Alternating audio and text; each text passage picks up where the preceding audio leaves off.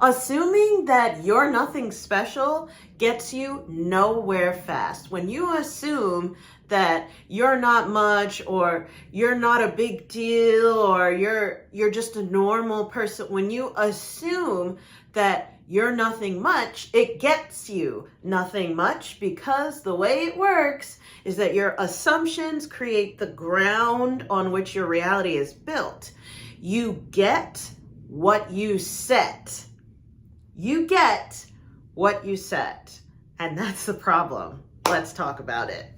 I'm Sensei Victoria Whitfield, your journey partner in business, welcoming you back to another episode of the Business Energy Flow Forecast, your every 7 days, weather lady, energy weather lady, to help you cast your mindset right, so that you harness the energy to be on your side. This is for all impact-driven entrepreneurs and leaders who want to, as spiritually minded individuals, get and stay grounded and clear in mind, body, and business.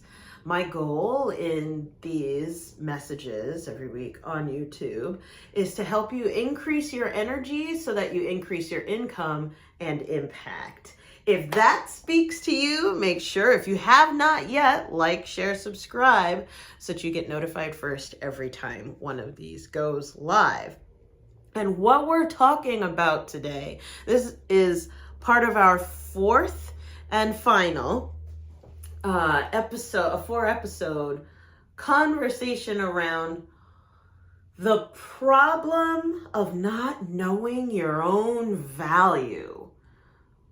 And it's shocking how many incredibly talented, soulful, detailed, exceptional people I know who assume they're nothing much, and they tend to downplay themselves because, we've been taught, me as well, we've been taught to put ourselves down before anyone else can, make sure that we're as small as possible, especially if we're talented, so that other people don't feel uncomfortable in our presence. We've got to make sure that we take on all of the discomfort in the room and be ashamed of the fact that we're effective, decisive, opinionated, talented, and powerful. You should be ashamed that you're powerful. This is the problem, and this is what we've been working against. But, we've been taking a different route over the last few episodes,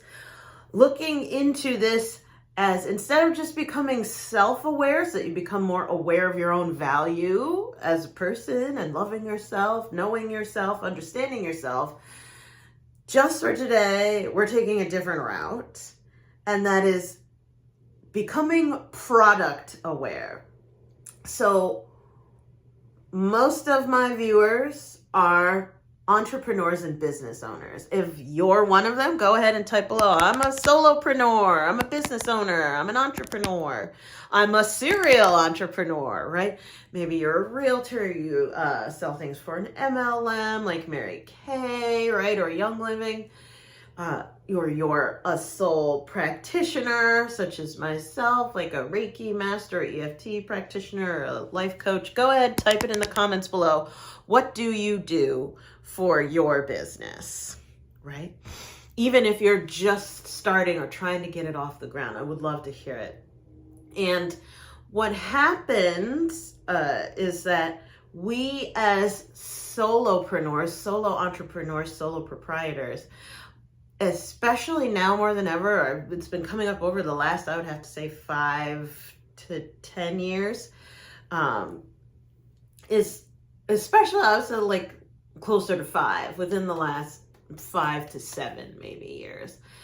There's been this concept of imposter syndrome. I have all this experience and expertise, and I'm not enough.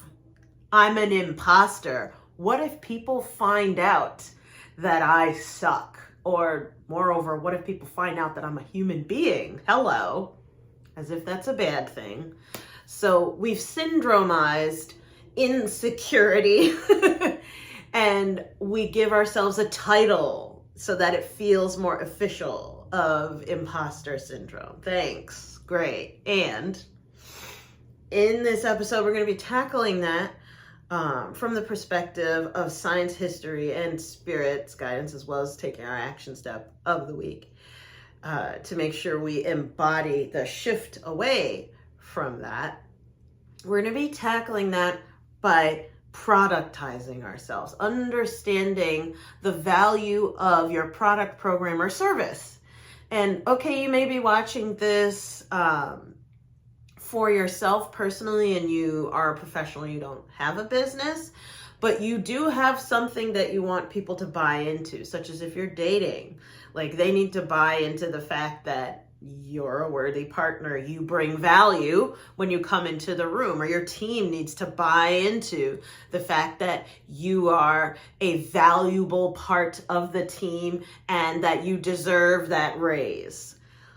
All in all, underneath all of this is money, right? Whether you're an employee or an entrepreneur, you must know your value. You must know your product so that you can get people to buy into it and support you, right? Because you add value, and capitalism 101, you supply value, then that means you can receive value. Yes or yes? Type that in the comments below. With all that being understood, so the problem is we don't see our value because we're just thinking of loving ourselves. We're going to move that aside. How we're going to approach that is now let's see you as a product and let's put a valuation on that. And we've been doing that over the last 3 episodes. This is our 4th in the series. And this time we're going to look at it from the perspective of you get what you set. And as I was preparing to shoot today's episode, my spirit guides gave me a vision of an orchestra. So if you've ever gone to see a live performance of an orchestra, what you know is that as you're like getting in there, you come early, and you're waiting, and then the lights go down, and then all of the sudden, before they start, there's this cacophony of like everyone making noise that's not music, but before they begin the performance, they all test out the instruments to make sure, oh, how's my tuning? Is it sounding good? Do I need to adjust myself? There's that opening cacophony of different tones and attacks and sounds and instruments that can sound like noise, but this is part of the orchestra preparing for then when the conductor steps in and they begin to play the piece. Now we're in unison and we tell a united story, and it feels so much more complete and whole and connected when they're all playing together. And the conductor is important because if you're like me, you've had a background in music and musical performance, and what you know is that when it's showtime, you have nerves and excitement. It's anxiety and excitement, 2 sides of the same coin. And with that comes energy. It's like an energy surge. Yes, yes. And so when you take the stage, or okay, we're ready to go. Oh my God, I'm so excited to start. And if you don't reel it in, you may play too loud, right? Or if, for me, my background is in vocal performance, operatic vocal performance, I may sing too loud and not blend in with the rest of the company, right? So you have to contain that energy surge so that we can move as one. And it's very important when you come to a performance state is to ground first. Why am I bringing this to you? So my spirit guides recommended we think of this vision of the orchestra alongside the problem of not seeing your own value is because you are getting lost in the cacophony. You are getting lost in the cacophony of sound where everyone out in the marketplace, everyone in the workspace, everyone in the dating, world, everyone out there has their own story, their own perspectives, their own communications, their own strengths, their own weaknesses, their own assumptions about what's important, what's not, what's powerful, what's weak, what's desirable, what's repulsive. And so there's all this noise of what other people think. And then you step into the blah going on and try to add value, try to articulate value, and you're just crowded out. You're distracted and crowded out. The cacophony of everyone else's point of view and expression is causing you to lose sight of what's your unique point of view, your unique expression, your unique value.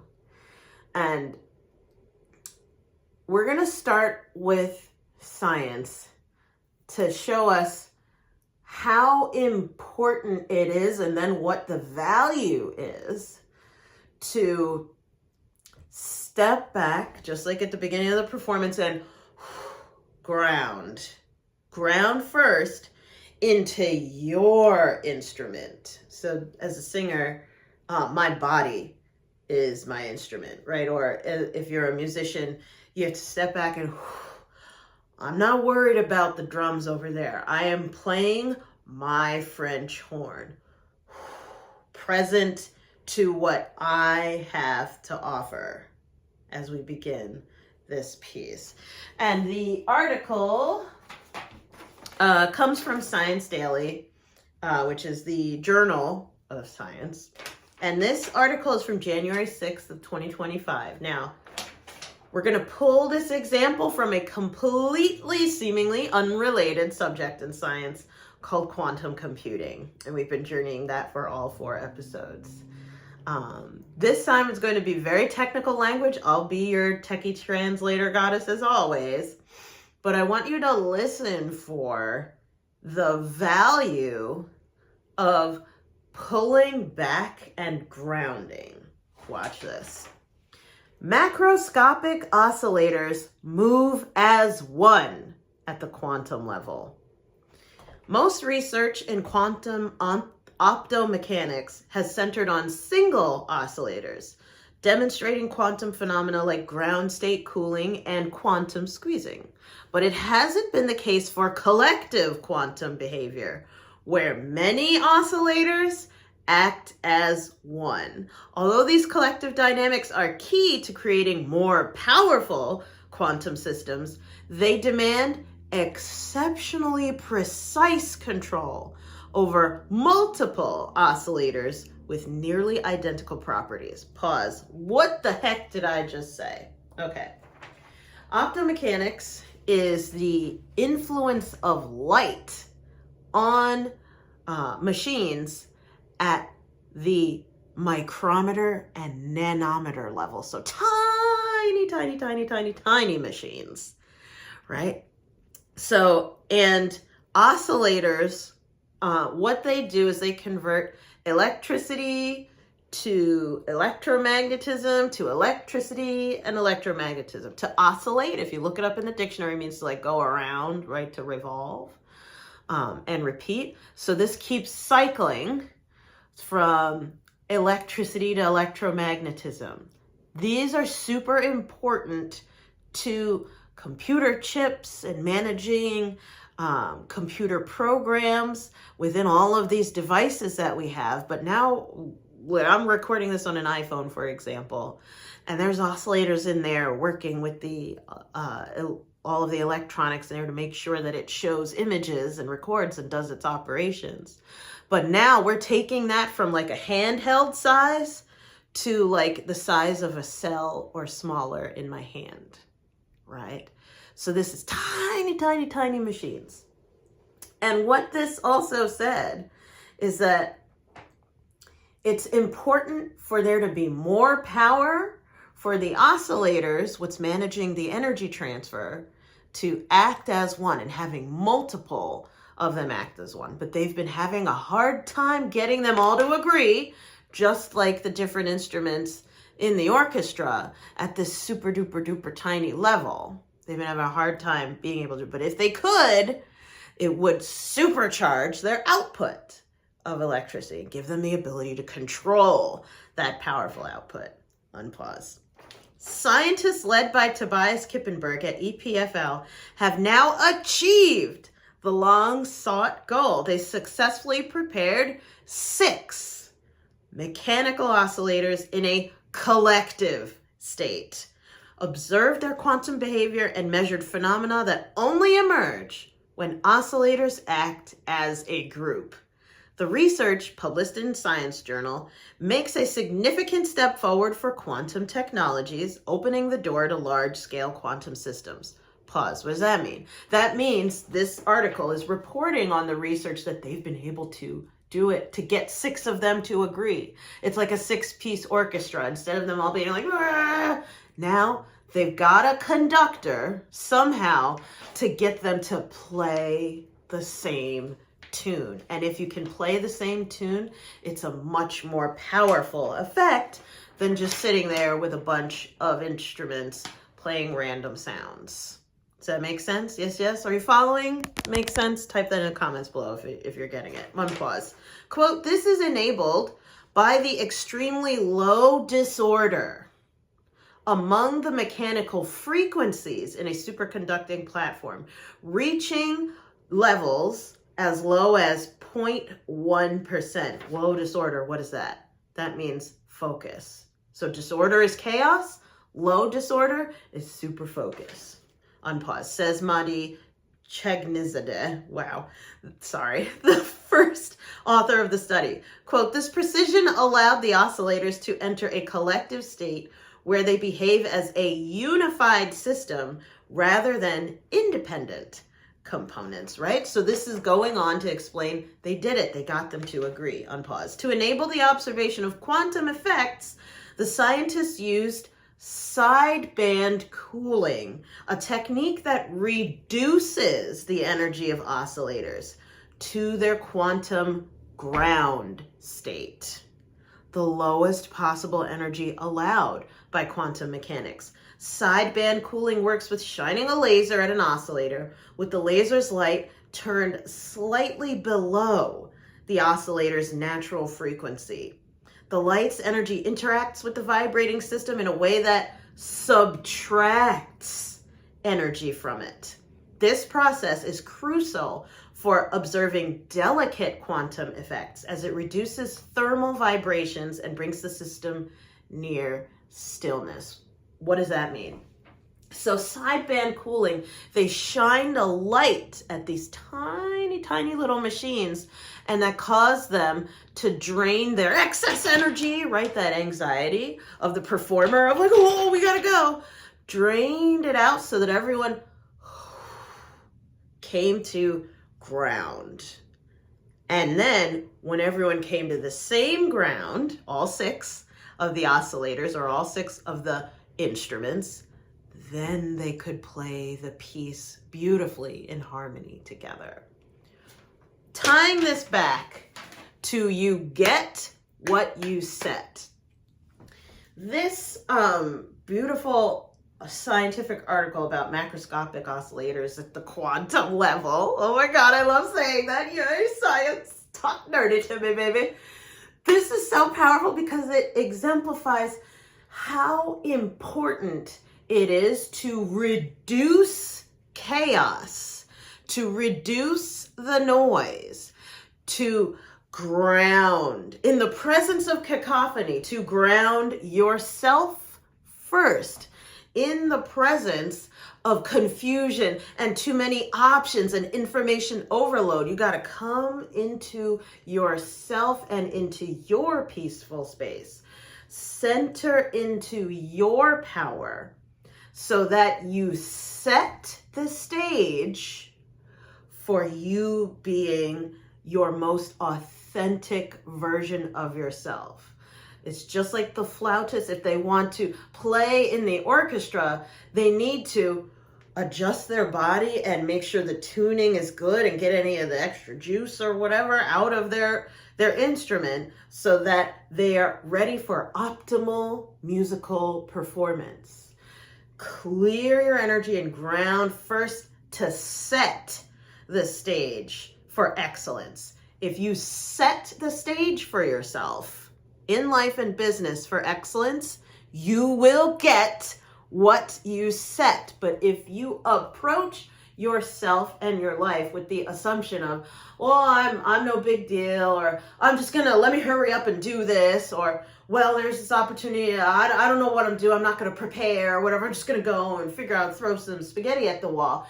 If you set yourself that way, as in you don't set up at all, or you do a crappy setup, you are going to get what you set. You're not going to get much at all, or you're going to get crappy returns. Are you understanding what I'm saying? Type it in the comments. You get what you set.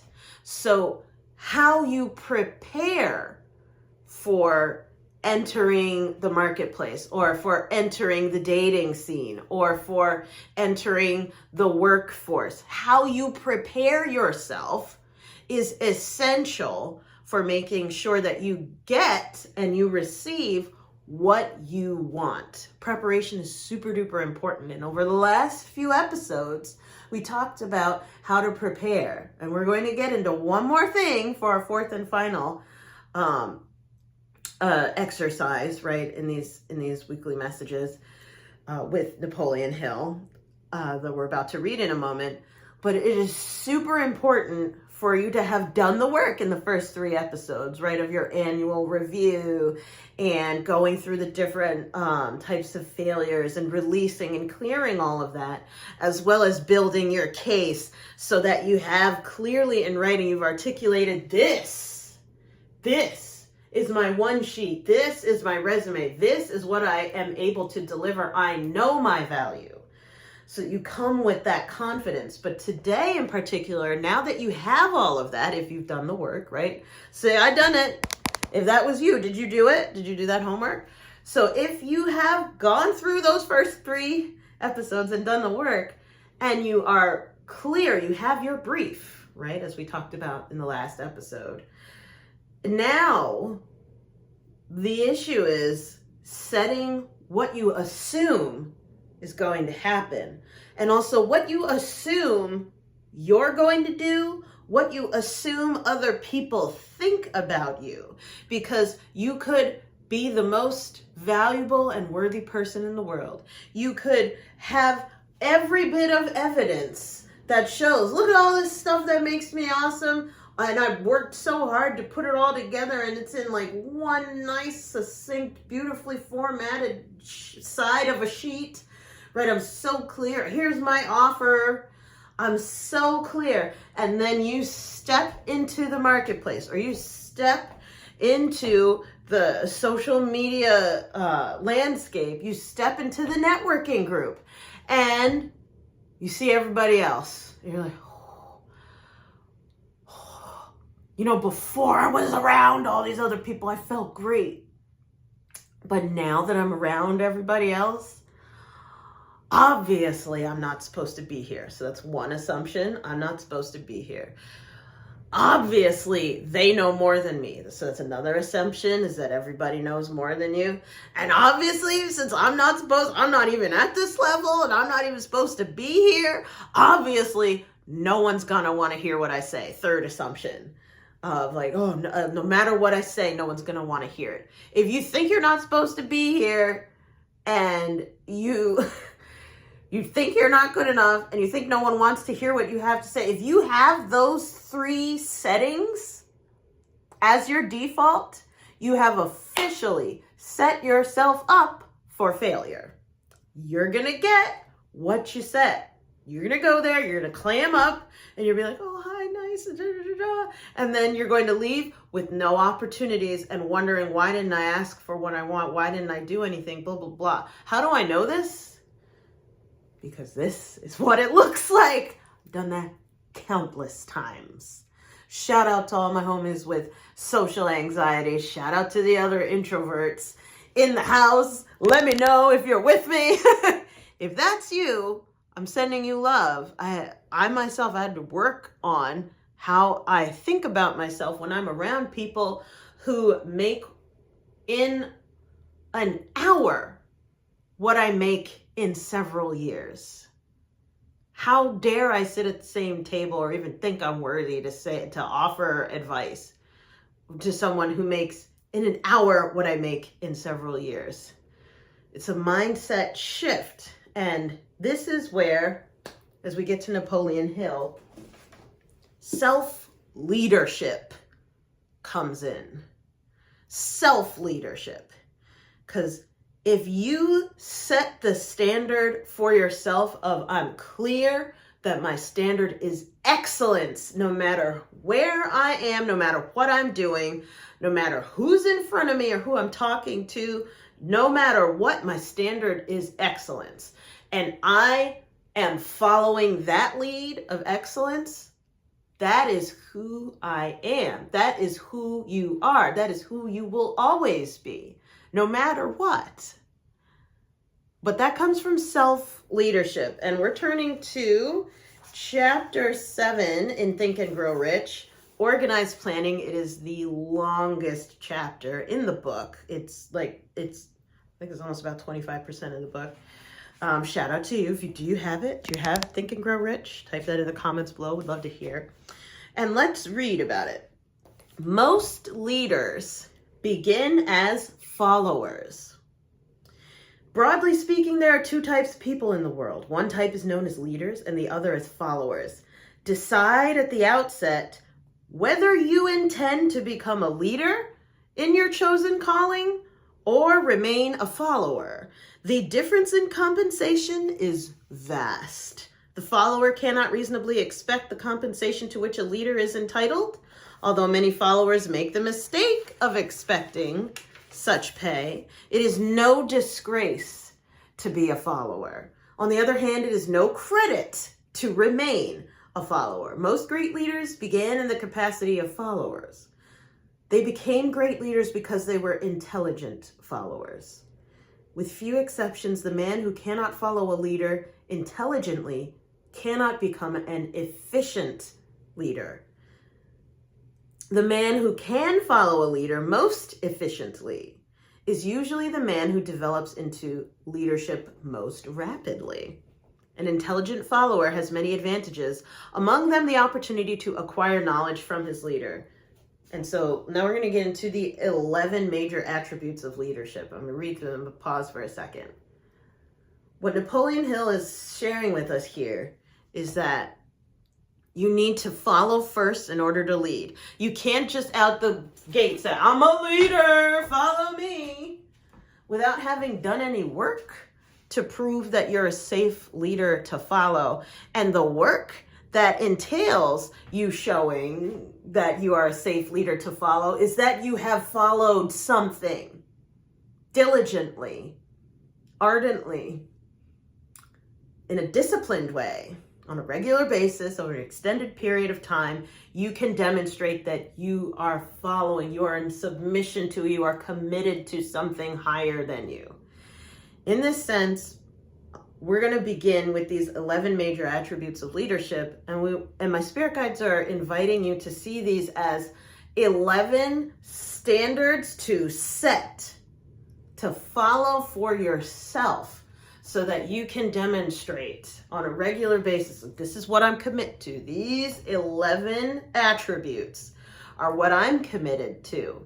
And because of that, I'm already valuable no matter who I'm talking to. I don't care if you're the president of the United States or the universe, right? I have standards.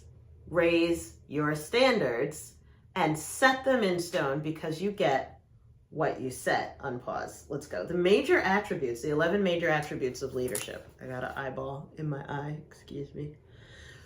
The following are important factors of leadership. Number 1, unwavering courage based upon knowledge of self and one's occupation.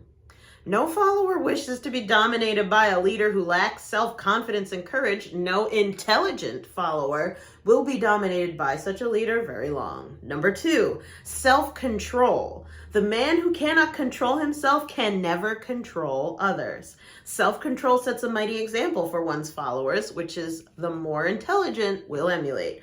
Number 3, a keen sense of justice. Without a sense of fairness and justice, no leader can command and retain the respect of his followers. Number 4, definiteness of decision. The man who wavers in his decisions shows that he is not sure of himself, cannot lead others successfully. Number 5, definiteness of plans. The successful leader must plan his work and work his plan. A leader who moves by guesswork without practical definite plans is comparable to a ship without a rudder. Sooner or later, he will land on the rocks. Number 6, the habit of doing more than paid for. One of the penalties of leadership is the necessity of willingness upon the part of the leader to do more than he requires of his followers. Number 7, a pleasing personality. No slovenly, careless person can become a successful leader. Leadership calls for respect. Followers will not respect a leader who does not grade high on all of the factors of a pleasing personality. Number 8, sympathy and understanding. The successful leader must be in sympathy with his followers. Moreover, he must understand them and their problems. My spirit guide told me to pause for a second. They don't simp for you, you simp for them. I repeat, they don't simp for you. When you're a safe leader, you simp for them. You're paying attention to them. You are serving whoever follows you. They are not serving you. Number 9, mastery of detail. Successful leadership calls for mastery of the details of the leader's position. Number 10, willingness to assume full responsibility. The successful leader must be willing to assume responsibility for the mistakes and shortcomings of his followers. If he tries to shift this responsibility, he will not remain the leader. If one of his followers makes a mistake and shows himself incompetent, the leader must consider it is he who failed. And then number 11, cooperation. The successful leader must understand and apply the principle of cooperative effort and be able to induce his followers to do the same. Leadership calls for power, and power calls for cooperation. So tying this back to, you get what you set. If you set the standard of unwavering courage, that's me. Self-control, that's me. A keen sense of justice, that's me. Definiteness of decision, that's me. Definiteness of plans, that's me. The habit of doing more than paid for, that's me. A pleasing personality, that's me. Sympathy and understanding, that's me. Mastery of detail, that's me. Willingness to assume full responsibility, that's me. And cooperation, that's me. If you set those as your standards, those are the things that you assume, and I highly recommend revisiting this on a daily basis, this list of 11.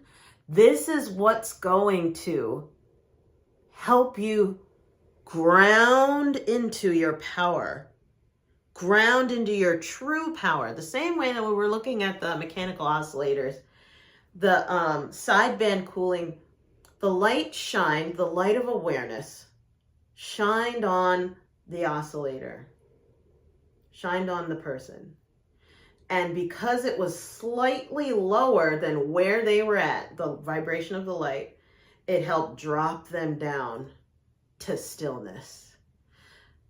The same way that that happened is that when you have the light of these standards that are solid and sure, whereas your vibration may be up here a little bit anxious or self-conscious or getting into the imposter syndrome, la-ti-da, if you shine the light of these 11 standards on yourself, on your awareness, it will drop you down to stillness. And what happened in the example? Once they drop to stillness, they move as one. There's so much more power amplified when we come to ground first. It's just like when the orchestra begins, art comes out, value is displayed.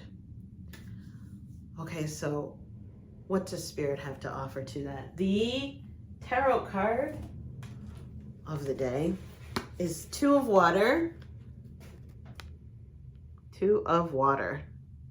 or Three of Water, Go Gadget Brain, Three of Water. There we go. Three of Cups as a challenger. And so 3 in numerology has to do with your intuition and trusting your gut. And water is about our feelings and our emotions. When it's right side up, yeah, we're feeling good. We're feeling like we're headed in the right direction. And when it's upside down, we're concerned of like, I don't really know how I feel. And because I don't really know how I feel, I'm resisting how I feel. I'm not sure I'm headed in the right direction. Why do we need to know this now about you get what you set?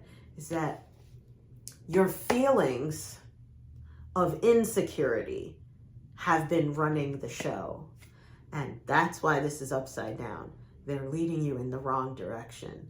You want to turn this right side up today. Flip the script by tuning into the feeling of those 11 standards, right? Of courage, for example, rather than insecurity and doubt, right? Of over-delivering and always doing more rather than feeling like you're never going to do enough, right? Or always taking 100% personal responsibility rather than feeling like it's all you guys' fault and I can never get ahead because you guys didn't do it. Be kind to yourself.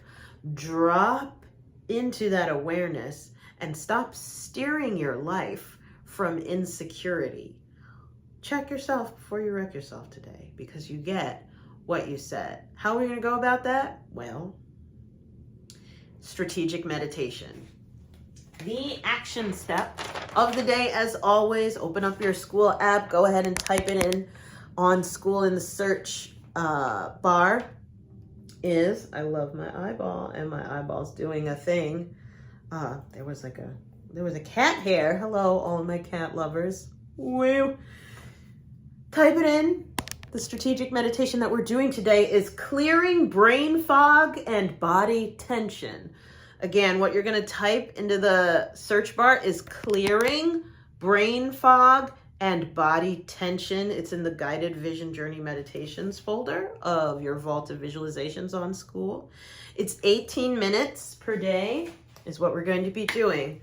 And the reason why we're going to do this meditation is to strategically clear away that cacophony that we were talking about. Not only the cacophony of thoughts, but also the cacophony of discomfort or tightness in your body that can be preventing you from operating at optimal levels, speaking your truth and being the most authentic version of yourself. You gotta embody it, because we can talk about this till the cows come home, but if you don't feel it, you're not gonna feel like taking the necessary next actions. What matters most is how you feel, and that's why we practice strategic meditations. We get ourselves into the best feeling state so that we can then take our next action with optimal performance and potency. Now, we've come to the end of this video, and you may be thinking you have extra questions and so on and so forth. By the way, if you made it to the end of this video, side note, can you like this? Because this really helps the algorithm on YouTube know that I'm adding value, that this does have worth. And if you watch this far, please show me that you have by hitting the like button And that would help me out so much on the platform. If you really want to love on me, share this on your social media outlet, share this with other people so the message gets out there, so the more people know you get what you said. But as I was saying, if you have more questions, click the link in the description, go to talkwithvictoria.com, hop on my calendar, and I'm happy to see how I can help find you the answers you seek, whether it's with me or anyone that I know. So I'm sending you so much love. Remember, you do not have to lose your glow as you grow in life and business. Mwah. Big love. Bye for now.